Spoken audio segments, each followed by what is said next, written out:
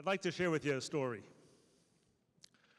32 years ago, 1987, I was in third grade at Cheder, Lubavitch, and I got called into the principal's office.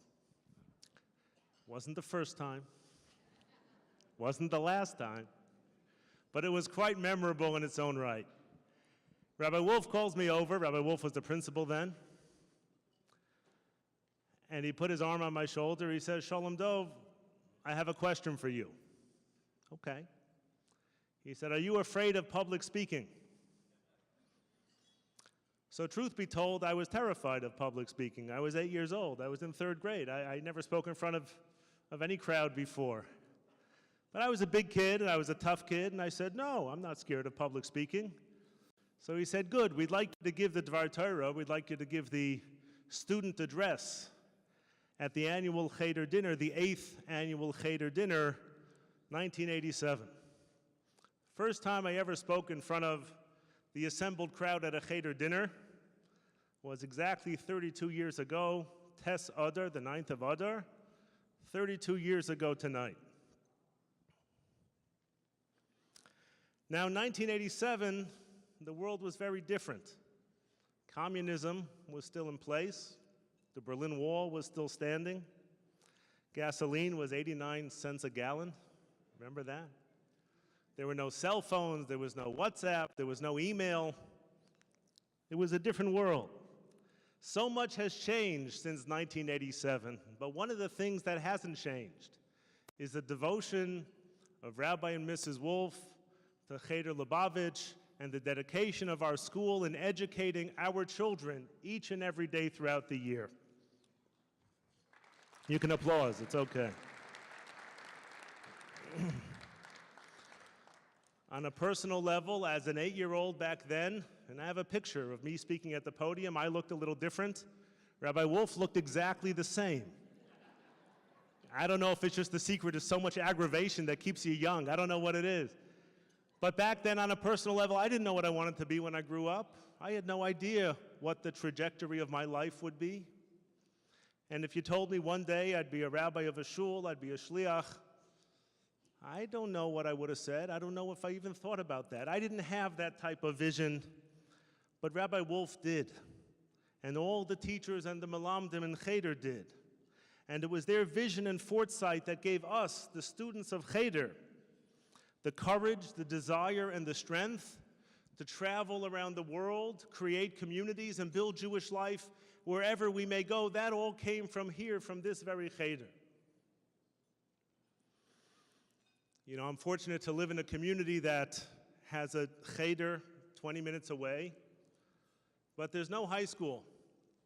So a few months ago, I turned to my son Mendel, my bar mitzvah bacher, and I say, "Mendel, you're starting 8th grade. What do you want to do next year? You're going to have to go to Masifta, you're going to have to go to high school." So without missing a beat, he says, "I want to go to Chicago." I hope Rabbi Halberstam's listening. "I want to go to Chicago." I said, "Why?" 4 words. Chicago has good schools. Chicago has good schools. And the truth be, give yourselves a round of applause, you deserve it. And truth be told, the success of Cheder has spawned the success of the Lubavitch Girls High School and has spawned the success of the Masifta in Chicago. And Chicago is known throughout the country and throughout the world as a city that has moistos chinuch, that has schools that educate children the way they're supposed to be educated. And that's not something to be taken lightly. So on behalf of the over 1,000 Cheder alumni, I want to turn to a moment to all the supporters of Cheder and say thank you. Thank you for your support in allowing this school, my school, our school, to grow.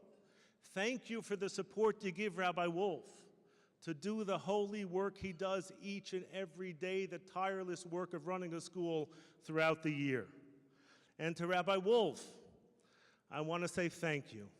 Thank you for the blood and sweat and tears you put into running this Cheder decade after decade after decade after decade, and covering budgets and sleepless nights and paying salaries. And all of those efforts have raised a generation of Cheder graduates. Peiros u peire peiros, the Jewish leaders of today and tomorrow, who appreciate and thank you for everything you've done and continue to do for Cheder Lubavitch.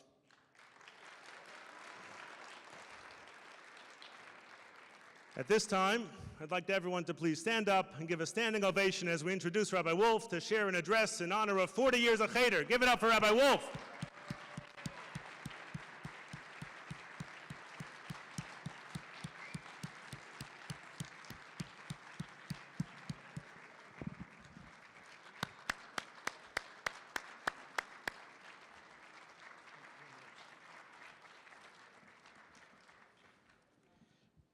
Forgot the l'chaim. You got to forget something when you stand up here, so I forgot my cup, l'chaim. So please join me with saying l'chaim in honor of our 40th anniversary. L'chaim to the Rossners, l'chaim to the Benjamins, and l'chaim to the rabbis who are fulfilling the Rebbe's vision. L'chaim.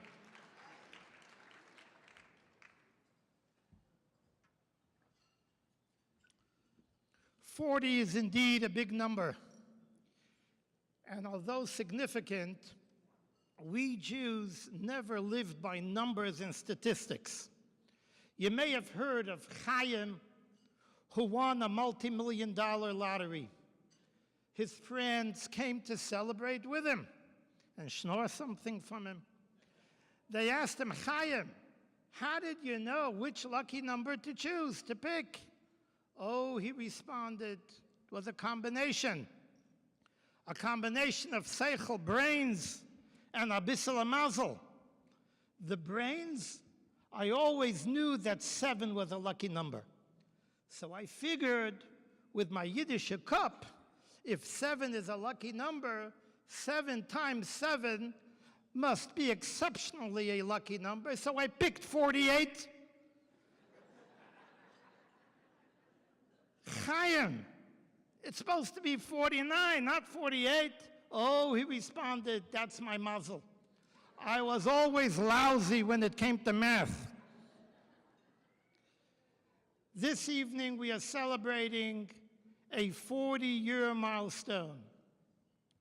The accomplishments of our school, our Cheder, and an extension highlighting the value of chinuch, Jewish and general education, as taught to us and inspired by the Lubavitch Rebbe of blessed memory in a very unique way.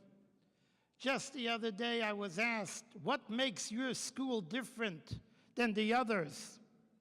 We at Cheder Lubavitch Hebrew Day School are committed to ensure that our precious students are all on the proper road to lead meaningful lives, to reach out and be able to share and inspire not only yourselves, but inspiring others. We imbue within their hearts and minds a Jewish education that will lead each and every one of them to their destinations, their hopes, their goals, what they need to reach. But as important, children at Cheder understand you do not need to be a rabbi to teach, or a counselor to guide, or a teacher to inspire. The Rebbe taught us that a proud Jew who associates with others socially or in the workplace can teach, can guide, and inspire just by sharing their knowledge and inspiration with others. The Talmud teaches us that it takes 40 years to internalize the lessons of our teacher, 40 or so years ago, when Chicago, among other cities, couldn't yet understand the need and value for a Chabad Jewish day school dedicated to the teachings of the Rebbe, but today we can all stand back in absolute agreement and awe and marvel at our accomplishments. 37 years ago, I was honored to be asked by the then Shliach Rashi, Rabbi Daniel Moskowitz of blessed memory, He asked me to lead the Cheder, and with the Rebbe's guidance and blessings, I look back with a sense of gratitude to Hashem, and profound satisfaction how we are literally producing the future of Jewish leadership in Chicago and beyond, with ambassadors and shluchim for the entire world.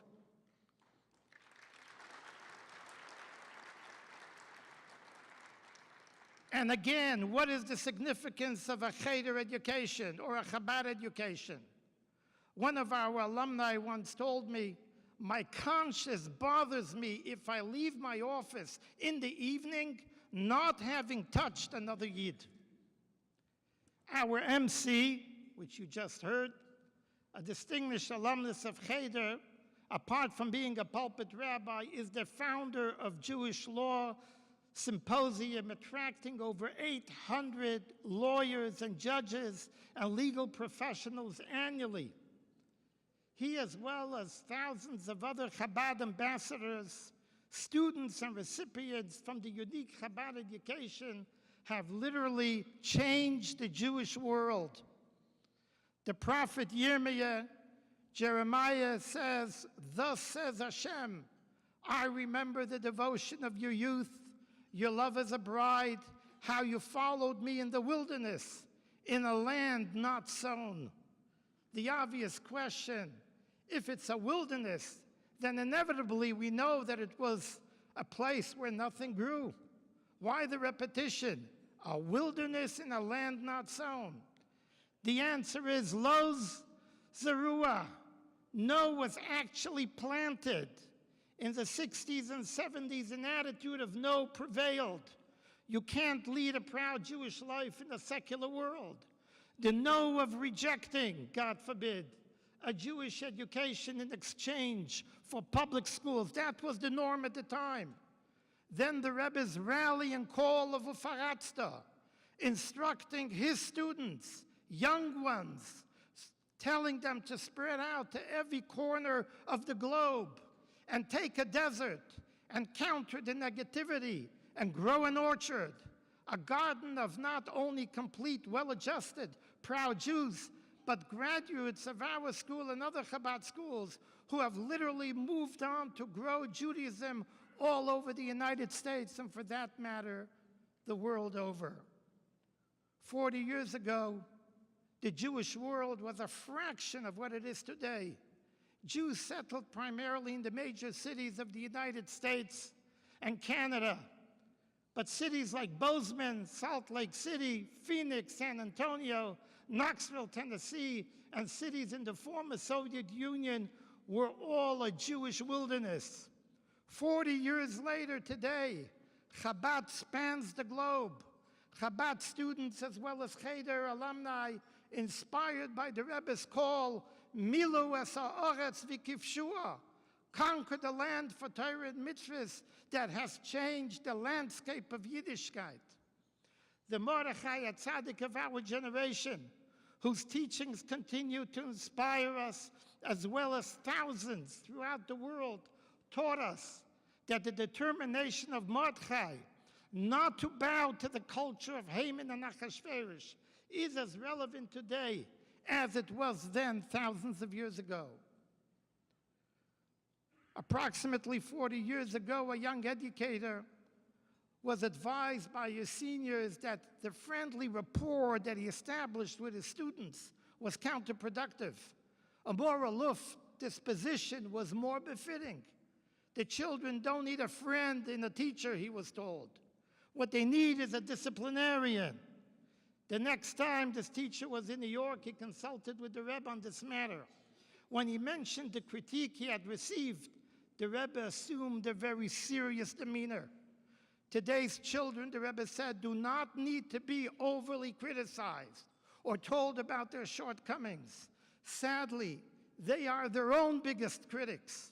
Instead, they need to hear more about their strengths and incredible potential.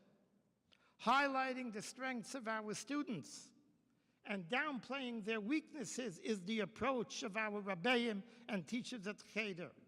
Touching lives, inspiring souls, motivating leadership, promoting academic excellence, sharing and caring is what we convey to our students at Cheder, and with Hashem's help, we will march forward as we celebrate our 40th for years to come, but Lashana Haba B'Yerushalayim, where we will continue to inspire and lead under the guidance of Mashiach Tzidkenu.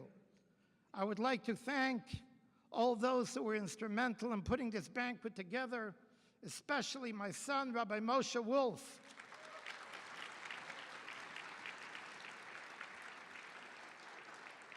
For all his efforts and hard work, especially in promoting the Illinois Invest in Kids program, which brought in over $1.4 million, benefiting 115 scholarships, full-day scholarships. We owe our principals, Rabbi Zalman Tversky, Rabbi Ilan Chafetz, Mrs. Lakey Silber, Mrs. Leah Rivka Perlstein, and all the Rabbeim, Marot, and teachers a tremendous debt of gratitude for taking on the challenge facing us in a world bent on eradicating the values we hold so dear and the morals and ideals that shape the Jewish world and the Jewish nation. We couldn't accomplish this without the assistance and help coming from our honorees, the world-renowned philanthropists Ricky and Gail Rothner, Ein Gomrim Olav Esahalel, a man worthy of all the praise, and Mr. Arya Leib and Rachel Benjamin for their ongoing dedication and devotion to Cheder. I would like you all to give your attention to the screen. Thank you.